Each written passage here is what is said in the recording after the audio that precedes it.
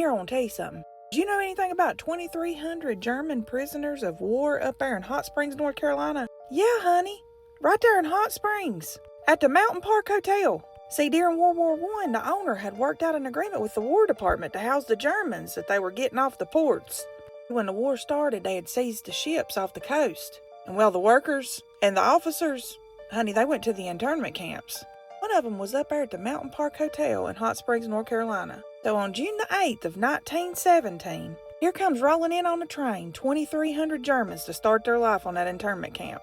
Honey, that Mountain Park Hotel, it was luxurious. Honey, it had 200 rooms in it that had steam heat and electric lighting. And that's where they housed the officers at. They had them up there in the main hotel. But for the workers, they built them barracks out on the grounds. Barracks and guardhouses and barbed wire fences everywhere, honey, housing them in, just blocking them in.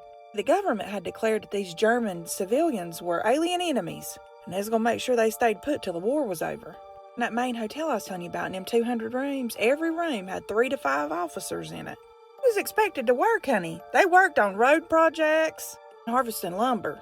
Between their workloads, found a way to pass the time up there. They built them a little Bavarian village. Honey, they got driftwood out of that French Broad River, lumber they found laying around in the yard, old tin cans. Built them a whole little village out of it, houses and everything, even a carousel.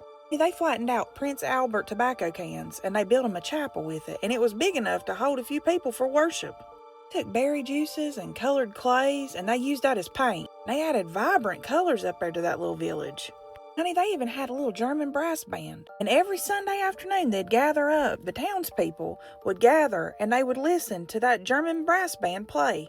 Relatives of the internees were allowed to visit them, and the townspeople would often house those people to see their families. And honey, even the guards was taking the Germans home. There was some big friendships and bonds that were formed, so big that when they got released 19 months later, honey, they came over here to see them.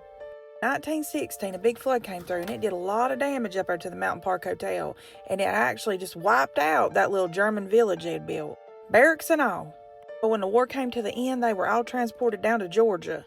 They had made so many fun memories and bonds with the people up here, they kept coming back and bringing their families back to see the friends that they had made during their stay up here at Hot Springs.